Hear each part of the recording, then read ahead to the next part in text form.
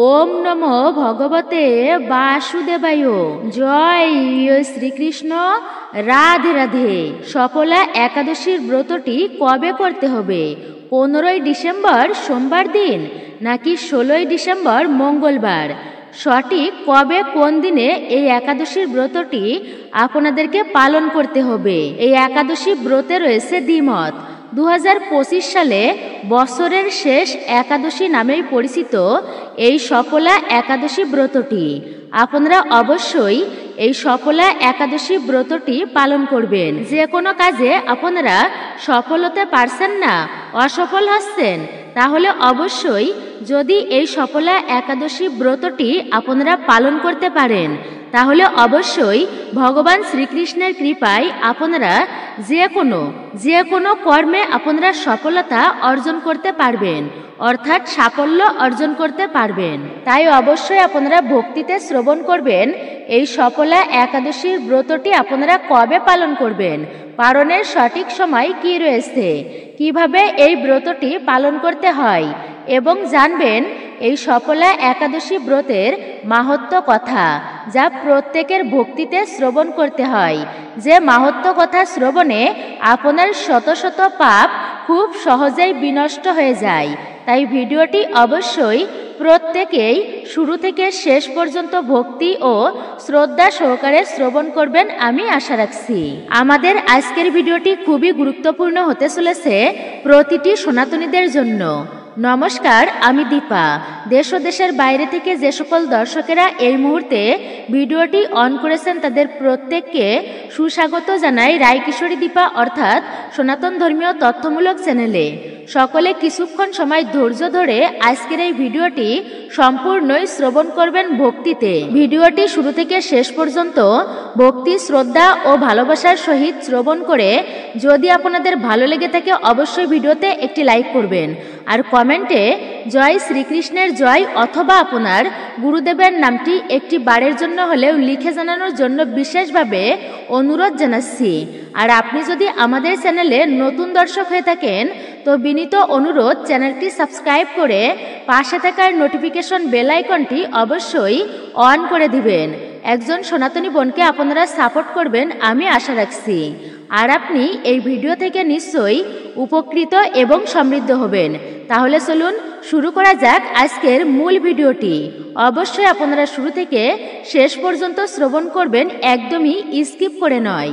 সফলা একাদশী ব্রতটি 2025 সালে 15ই ডিসেম্বর নাকি 16ই ডিসেম্বর এই ব্রতটি পালন করতে হবে ভক্তদেরকে কোন দিনে, তা অবশ্যই মনোযোগ সহকারে আপনারা শ্রবণ করবেন। পৌষ মাসের কৃষ্ণপক্ষের সময়ে পালিত হয় সফলা একাদশী, যা ভাগ্য পরিবর্তন বা ঐশ্বরিক কৃপা আকর্ষণ করার জন্য একটি পবিত্রতম এবং শক্তিশালী দিন হিসাবে বিবেচিত হয়। এই দিনটি ভক্তেরা বিশ্বাস করেন যে এই পবিত্র দিনে সাধারণত সমস্ত নিয়ম আচার অনুষ্ঠান মেনে যদি আপনারা সফলা একাদশীর ব্রতটি পালন করতে পারেন, তাহলে জীবনে অনেক পরিবর্তন, সাফল্য আনতে সহায়তা করে। যে সমস্ত ব্যক্তিরা আপনারা যে কোনো কাজেই সাফল্য অর্জন করতে পারছেন না, তাদের জন্য এই একাদশীটি অত্যন্তই গুরুত্বপূর্ণ রয়েছে। বছরে 24টি একাদশী ব্রত পালন করতে যদি আপনারা নাও পারেন, তাহলে অবশ্যই 24টি একাদশীর মধ্যে আপনারা অবশ্যই সফলা একাদশী ব্রতটি পালন করবেনই করবেন। বিশেষ করে বলা হয়েছে এই একাদশী ব্রত আপনারা পালন করতে পারেন। বিশেষ করে মনে রাখবেন, যদি কোনো কর্মে আপনারা সাফল্য অর্জন করতে চান, ক্যারিয়ারে উন্নতি বা আপনার জীবনে যদি কোনো সমস্যা লেগেই থাকে, তাহলে অবশ্যই এই সফলা একাদশী ব্রতটি পালন করুন। এই দিনে ভগবান ঋষিকেশের পূজা করুন, তা অত্যন্তই শুভ ফলদায়ক হতে পারে আপনার জন্য। বিশেষ করে মনে রাখবেন, এই একাদশী ব্রত পালন করে আপনারা এই দিনে এই মন্ত্রটি জপ করতে পারলে তা অত্যন্তই শুভ হতে পারে আপনার জন্য।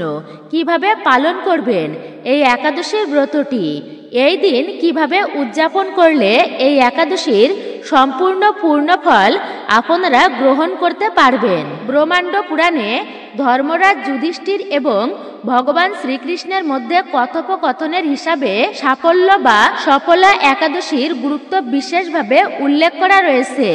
হিন্দু ধর্ম গ্রন্থ অনুসারে বলা হয়েছে যে 100 রাষ্ট্রীয় যজ্ঞ এবং 1000টি অশ্বমেধ যজ্ঞ করলে তার চেয়ে বেশি পুণ্যফল প্রাপ্ত হয় যদি কেউ একটিবার এই সফলা একাদশীর ব্রতটি ভক্তি সহকারে পালন করতে পারে। এই ব্রত পালন করলে রাষ্ট্রীয় যজ্ঞ ও অশ্বমেধ যজ্ঞের চেয়েও বেশি পুণ্যফল লাভ করা যায় এবং উপকারী ব্রত হচ্ছে এটি। সফলা একাদশীর ব্রতটি আপনি যথাযথভাবে পালন করতে পারলে অবশ্যই বিশেষ ফল প্রাপ্ত করতে পারবেন। এমন একটি দিন হিসাবে বর্ণনা করা হয়েছে এই একাদশীর দিনটিকে, যা জীবনের সমস্ত দুঃখের অবসান ঘটিয়ে দুর্ভাগ্যকে নাশ করে এই ব্রত পালনের ফলে সফলা একাদশীর মধ্যে একজন ব্যক্তির ইচ্ছা এবং স্বপ্ন বাস্তবে পূরণের সহায়তা করার ক্ষমতা রয়েছে এই একাদশীর। তাই এই সাফল্য বা সফলা একাদশীর দিনটি বিশেষ গুরুত্বপূর্ণ ও অত্যন্ত শুভ আপনাদের জন্য। অবশ্যই যে কোনো কর্মক্ষেত্রে আপনারা সাফল্য অর্জন করতে চাইলে এই সফলা একাদশীর ব্রতটি আপনারা 2025 সালে 16ই ডিসেম্বর মঙ্গলবার এই একাদশীর ব্রতটি আপনারা পালন করবেন। তবে অবশ্যই 2025 সালের সফলা একাদশীর ব্রত পালন হচ্ছে 16ই ডিসেম্বর মঙ্গলবার দিন, আর পরের দিনে অর্থাৎ 17ই ডিসেম্বর বুধবার শুভ সময়ে যথাযথভাবে আপনাদেরকে পালন করতে হবে। 17ই ডিসেম্বর বুধবার দিন শুভ সময়ে যথাযথভাবে আপনাদেরকে পালন কার্য সুসম্পূর্ণ করতে হবে। আর এই একাদশী ব্রতের মূল তিথি হচ্ছে সোমবার দিন।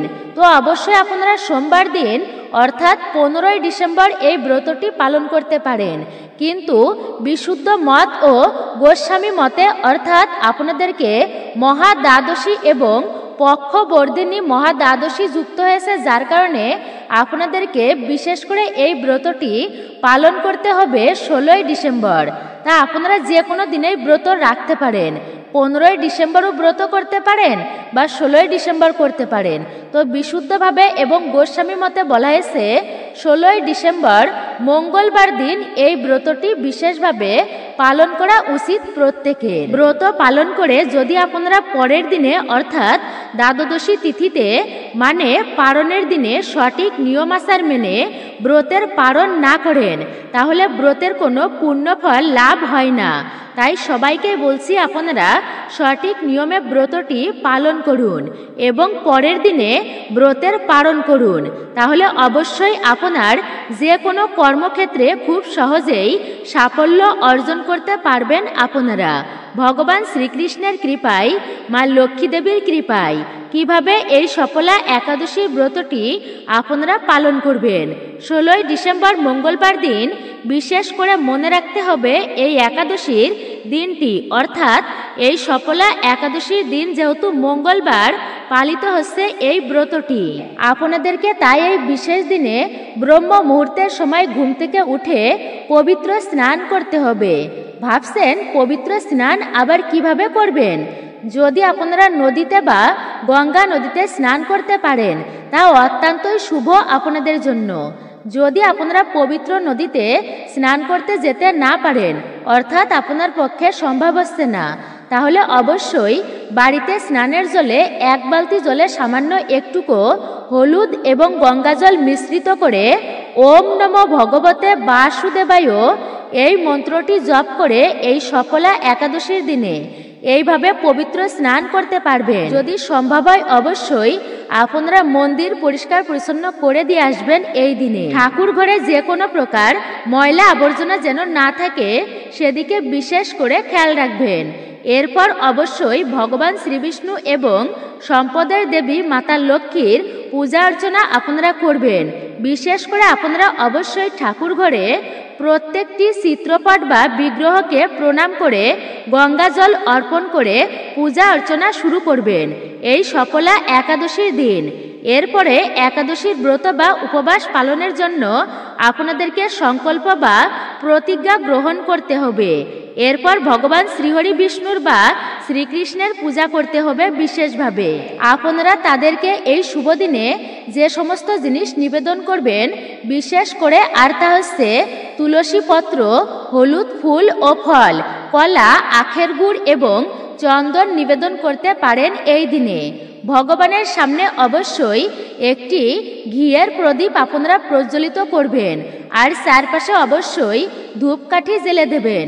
আর ভগবান শ্রীহরি বিষ্ণুর বা শ্রীকৃষ্ণের নৈবেদ্যতে অবশ্যই তুলসী পত্র দিতে একদমই ভুলবেন না। যদি ভগবান বিষ্ণুর নৈবেদ্যতে তুলসী পত্র অর্পণ না করেন তাহলে কিন্তু কিছুতেই এই একাদশীর পূজা সম্পূর্ণ হয় না। এবং পূজার সময় অবশ্যই মন্ত্রটি জপ করতে হবে। আর সেই মন্ত্রটি হচ্ছে ওম নমো ভগবতে বাসুদেবায়। এই মন্ত্রটি আপনারা 108 বার ভক্তি ভরে জপ করবেন। এছাড়াও আপনারা ভগবান বিষ্ণুর সহস্র নাম পাঠ করবেন। হরে কৃষ্ণ মহামন্ত্র অর্থাৎ হরিনামও আপনারা জপ করতে পারেন। এবং পূজা শেষে সফলা একাদশীর ব্রত কথাটি অবশ্যই আপনারা শ্রবণ করবেন। বিশেষ করে মনে রাখতে হবে এই ব্রতটি আপনারা 3 রকমভাবে পালন করতে পারবেন, অর্থাৎ 3 ধরনের ব্রত পালন করতে পারবেন। অর্থাৎ নির্জলা উপবাস, যা জল ছাড়াই সম্পূর্ণ করতে হবে আপনাকে। ফলহারা ব্রত আপনাদেরকে পালন করতে হবে, অর্থাৎ শুধুমাত্র এই ব্রতে আপনি ফল বা দুগ্ধ খেয়ে প্রতিটি ব্রত সম্পূর্ণ করতে পারেন। এবং সাত্ত্বিক ব্রত, পঞ্চরবিশস্য ব্যতীত। পঞ্চরবিশস্যর কোনো দানাও, একটি দানাও কিন্তু গ্রহণ করা যাবে না। তামসিক বা রাজসিক খাবারও নয়, অর্থাৎ মাছ, মাংস, ডিম, পেঁয়াজ, রসুন ছাড়াই এই ব্রতটি সম্পূর্ণ করতে হবে। এবং সাত্ত্বিক ব্রত অর্থাৎ পঞ্চরবিশস্য ব্যতীত। পঞ্চরবিশস্যর কোনো একটি দানাও কিন্তু গ্রহণ করা যাবে না। তামসিক বা রাজসিক খাবারও নয়, অর্থাৎ মাছ, মাংস, ডিম, পেঁয়াজ, রসুন ছাড়াই এই ব্রতটি সম্পূর্ণ করতে হয়। এই হচ্ছে 3 ধরনের ব্রত। আর অবশ্যই রাত্রি জাগরণ করবেন, ভজন করবেন, ভগবানের ধ্যান করতে হবে এই পবিত্র দিনে। গরুর পুরাণে বলা হয়েছে পারণের অর্থাৎ বিশেষ করে উপবাস, যেই দিনে আপনারা এই একাদশীর উপবাস ভঙ্গ করবেন সেই দিনটি হচ্ছে 17 ডিসেম্বর মঙ্গলবার। পারণের দিন সকালবেলায় ব্রতের পালন করে গাভী, ব্রাহ্মণ বা দরিদ্র ব্যক্তিকে খাবার বা জল দান করবেন আপনার সামর্থ্য অনুযায়ী। এটি আপনার জন্য অত্যন্তই শুভ। অবশ্যই এই সফলা একাদশী ব্রতটি আপনারা 16 ডিসেম্বর 2025 মঙ্গলবার দিন এই ব্রতটি পালন করতে হবে আপনাদেরকে। এর পরের দিনে মানে পারণের দিন হচ্ছে বুধবার দিন, সঠিক নিয়মে পালন করতে হবে। পালনের সঠিক সময়টা জানানো হবে, সেই শুভ মুহূর্তে আপনারা পালন করবেন। এইভাবে বা এই নিয়মে যদি সফলা একাদশী ব্রতের দিনটি অতিবাহিত করতে পারেন তা অত্যন্তই শুভ হবে আপনার জন্য। আর অবশ্যই আপনারা মনে রাখবেন আজকের দিনে কিন্তু একটি বারের জন্য হলেও শ্রবণ করবেন এই সফলা একাদশীর ব্রত কথাটি। যদি আপনারা শ্রবণ না করেন তাহলে ব্রতের কোনো পুণ্যফল পাওয়া যায় না। তাই কিছু সময় ধৈর্য ধরে ভক্তি সহকারে এই সফলা একাদশীর ব্রত কথাটি আজকের দিনে শ্রবণ করুন। সফলা একাদশীর পবিত্র দিনে সবাই শ্রবণ করুন সফলা একাদশীর ব্রত কথা, ব্রত মাহাত্ম্যটি। পৌষ মাসের কৃষ্ণপক্ষের একাদশী তিথিকে বলা হয় সফলা একাদশী তিথি। এই একাদশী তিথি সাধক বা ভক্তকে পরিপূর্ণ করেন ত্যাগ ও বৈরাগ্যে এবং ভগবত সাধনাকে সফল কাম করে পৌঁছে দেন বিষ্ণুলোকে তথা পরমধামে। তাই তিনি সফলা একাদশী দেবী নামে মর্তলোকে সুখ্যাত। ব্রহ্ম বৈবর্ত পুরাণে যুধিষ্ঠির শ্রীকৃষ্ণ সংবাদে এই তিথির মাহাত্ম্য বর্ণনা করা হয়েছে। যুধিষ্ঠির শ্রীকৃষ্ণকে জিজ্ঞাসা করেছিলেন, হে প্রভু, পৌষ মাসের কৃষ্ণপক্ষের একাদশী তিথির নাম কি? বিধি বা পূজ্য দেবতা বিষয় আমার কৌতূহল নিবারণ করুন। শ্রীকৃষ্ণ বললেন, তবে শুনুন মহারাজ, পুরাণের কথা, সুদূর অতীতে মাহিষ্মতি নামে এক ন্যায় ও ধর্মপরায়ণ রাজা রাজত্ব করতেন চম্পাবতী নগরে। রাজার ছিল 4 পুত্র, তার মধ্যে জ্যেষ্ঠ পুত্র ছিল অত্যন্ত দুরাচারী, পর স্ত্রী গমন, মদ্যপান এবং অসৎ কার্যে সর্বদাই লিপ্ত থাকতেন তিনি। তার মুখ সর্বদাই ব্রাহ্মণ, বৈষ্ণব ও দেবতাদের নিন্দায় মুখরিত হয়ে থাকত। তাই সকলে তাকে লুম্ভক বলে সম্বোধন করত। পুত্রের এমন আচরণে ক্রুদ্ধ হয়ে একদিন রাজা তাকে রাজ্য থেকে নিঃসরণ করে দিলেন।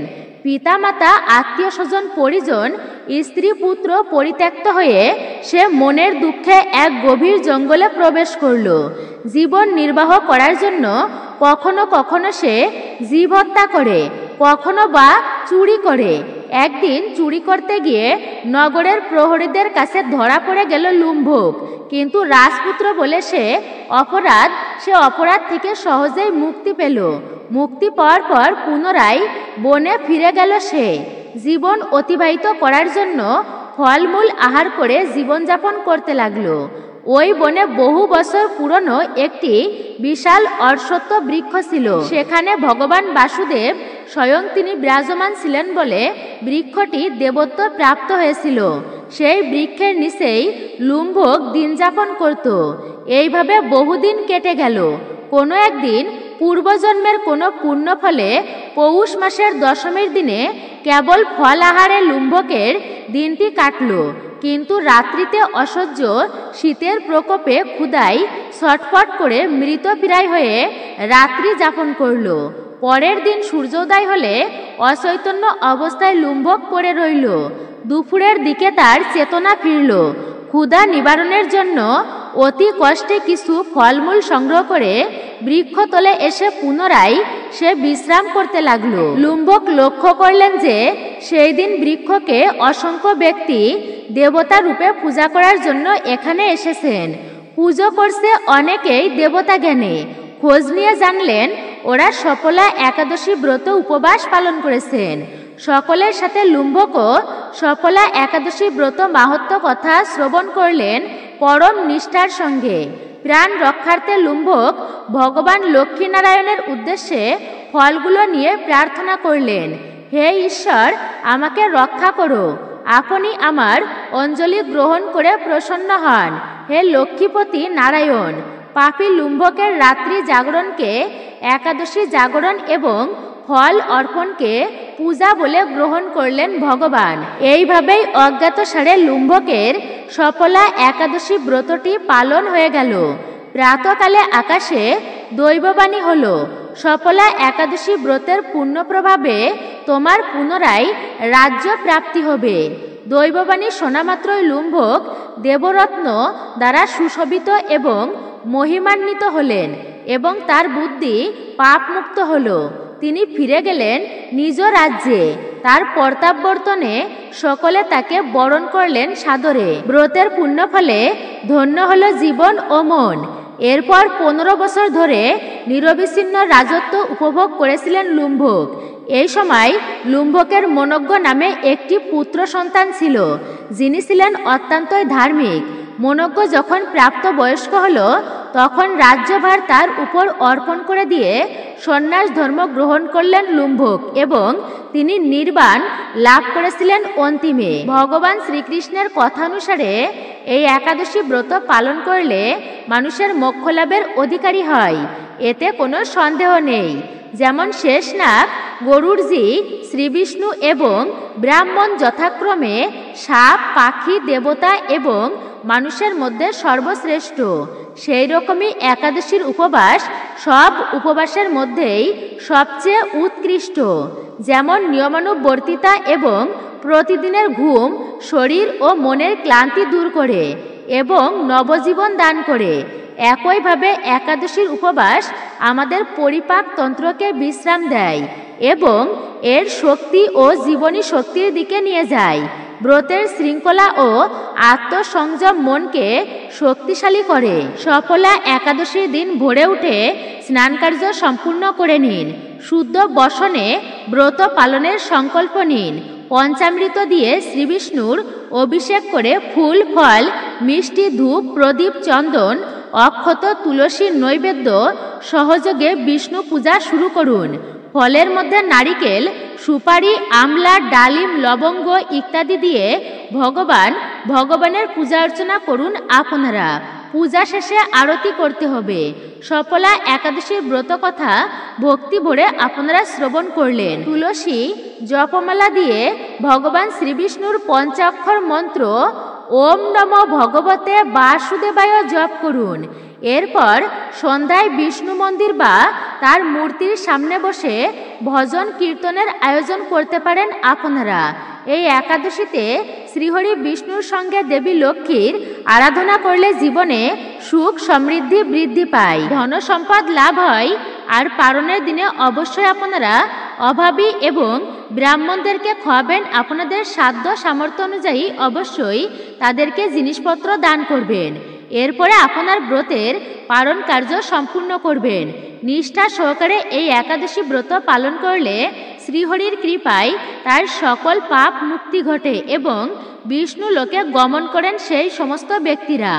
অবশ্যই আপনারা কিন্তু ওম নমো ভগবতে বাসুদেবায় এই মন্ত্রটি ভক্তি সহকারে আপনারা জপ করবেন। বিশেষ করে আপনারা এইবারে জানবেন পালনের সময়সূচি। ভারত তথা কলকাতা, দিল্লি থেকে যে সমস্ত ভক্তেরা আপনারা বৃন্দাবন থেকে এই ভিডিওটি দেখতেছেন, আপনাদেরকে পালন কার্য সুসম্পূর্ণ করতে হবে ব্রতের পরের দিন সকাল 7টা 7 মিনিট থেকে 10টা 33 মিনিটের মধ্যে। আর যে সমস্ত ভক্তেরা আপনারা বাংলাদেশ থেকে ভিডিওটি দেখতেছেন, আপনাদেরকে পালন কার্য সুসম্পূর্ণ করতে হবে সফলা একাদশী ব্রতের পরের দিন সকাল 6টা 42 মিনিট থেকে শুরু করে 10টা 1 মিনিটের মধ্যে। আপনারা শ্রবণ করলেন সফলা একাদশীর মাহাত্ম্য কথাটি। আপনারা অবশ্যই 16ই ডিসেম্বর মঙ্গলবার দিন 2025 সালে এই সফলা একাদশীর উপবাস ব্রত পালন করবেন সবাই এবং অপর ব্যক্তিদের উৎসাহিত করুন বা প্রচার করুন এই সফলা একাদশীর ব্রত পালন করার জন্য। আপনাদেরকে বলছি, যেহেতু 16ই ডিসেম্বর মঙ্গলবার দিন মহা দ্বাদশী ব্রত পক্ষ বর্ধনী মহা দ্বাদশী ব্রত রয়েছে, তাই এই দিনেই ব্রত পালন করা সর্বশ্রেষ্ঠ হবে। তাই অবশ্যই আপনারা এই দিনেই ব্রত পালন করবেন গোস্বামী মতে, অর্থাৎ বিশুদ্ধ শাস্ত্রীয় মতে আপনারা এই দিনেই ব্রত পালন কার্য সুসম্পূর্ণ করবেন। হরে কৃষ্ণ কৃষ্ণ কৃষ্ণ হরে হরে, হরে রাম রাম রাম হরে হরে। জয় শ্রীকৃষ্ণ, রাধে রাধে। তো মূলত এটাই ছিল আমাদের আজকের ভিডিওটি আপনার কাছে কেমন লেগেছে মূল্যবান মতামত জানাতে একদমই ভুলবেন না। চ্যানেলে নতুন হলে অবশ্যই চ্যানেলটি সাবস্ক্রাইব করে পাশে থাকার নোটিফিকেশন বেল আইকনটি অন করে দিবেন। একজন সনাতনী বোনকে আপনারা সাপোর্ট করবেন আমি আশা রাখছি। ভিডিওতে একটি লাইক করবেন আর কমেন্টে জয় শ্রীকৃষ্ণের জয় অথবা আপনার আরাধ্য দেবদেবীর নামটি লিখতে একদমই ভুলবেন না। সকলে ভালো থাকুন, সুস্থ থাকুন, পরম করুণাময় ঈশ্বরের অশেষ কৃপায়। আবারও আপনাদের সাথে কথা হবে নতুন কোনো ভিডিওর প্রসঙ্গে। নতুন প্রাতন সকলকেই অসংখ্য ধন্যবাদ।